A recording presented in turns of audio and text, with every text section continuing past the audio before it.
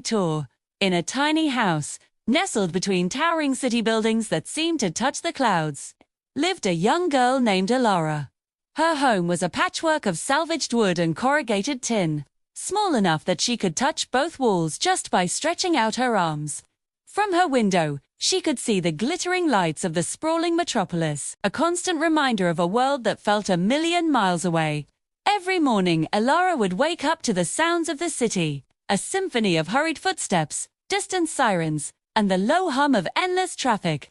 She'd watch as people rushed to their important jobs in their sleek cars, their faces set with a determination she longed to feel. Her world was small, but her dreams were as vast as the sky she could barely see. Elara's family didn't have much. Her father was a mender of old things, broken clocks, torn shoes, and cracked pottery.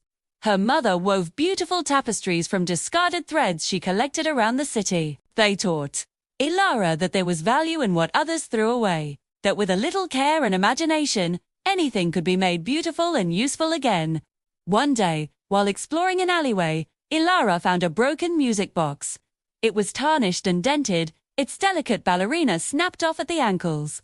Most people would have seen it as junk, but Elara saw potential. She remembered her father's words. Everything has a story, Elara, sometimes. You just have to help it tell it again. She took the music box home and spent weeks carefully working on it. She polished the tarnished silver until it gleamed. She learned how to gently mend the delicate gears inside, her small fingers perfect for the intricate work. The ballerina was the hardest part. She couldn't fix the original, so she carved a new one from a small piece of scrap wood, painting it with the vibrant colors of a sunset. When she was finished, she twisted the small key. A hesitant, tinkling melody filled their tiny home. It wasn't perfect. It was a little slow, a little off-key, but it was beautiful. It was a song of resilience, a testament to her patience and care. Her parents watched, their eyes filled with pride. This small victory sparked a fire in Elara. She started collecting more forgotten items: a one-winged ceramic bird, a cracked teacup, a book with half its pages missing. She didn't just fix them, she reimagined them. She painted a new wing on the bird, turning its flaw into a feature. She filled the teacup with soil and planted a tiny wildflower, giving it new life. For the book, she wrote her own stories on the empty pages, weaving tales of brave girls who lived in small houses but had big adventures.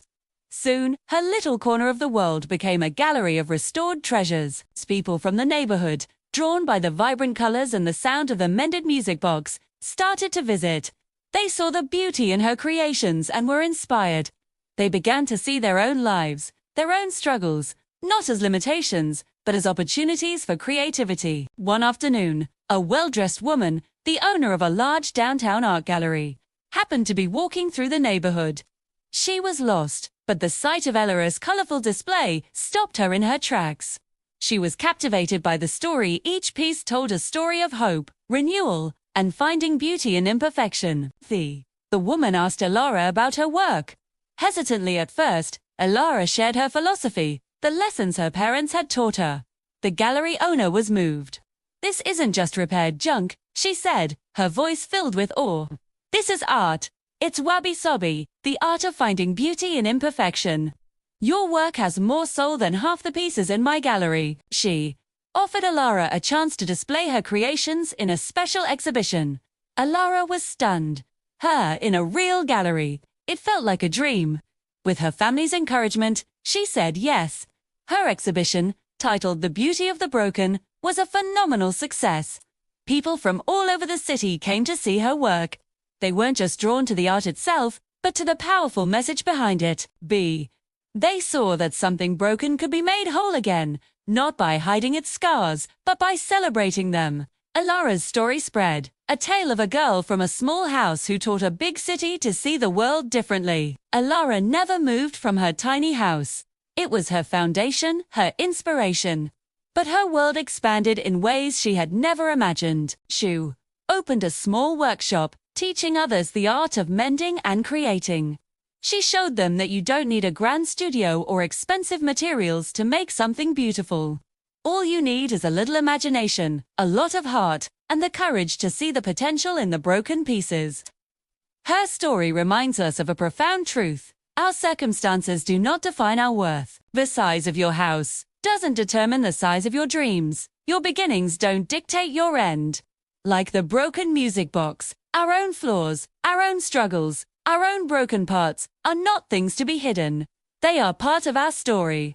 They are the very things that, with a little care and a new perspective, can make our lives uniquely beautiful. So look at the challenges in your own life.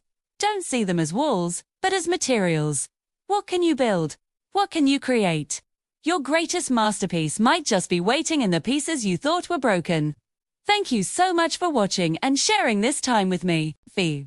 If this story resonated with you, please consider liking the video and subscribing to the channel for more stories that inspire and uplift. It means the world to us. Until next time, find the beauty in your day.